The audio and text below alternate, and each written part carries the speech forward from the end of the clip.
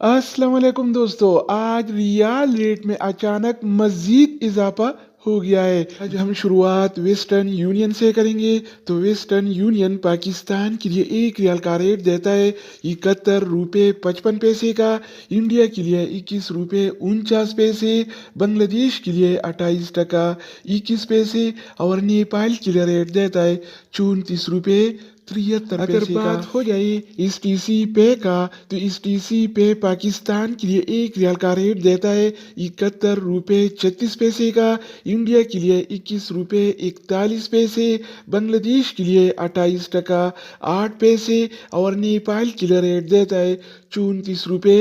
64 पैसे। इसके अलावा हम बात करने वाले हैं अलराजी बैंक के बारे में। तो अलराजी बैंक पाकिस्तान के लिए आज 1 रियाल का रेट देता है 70 रुपये 99 पैसे का, इंडिया के लिए 21 रुपये 48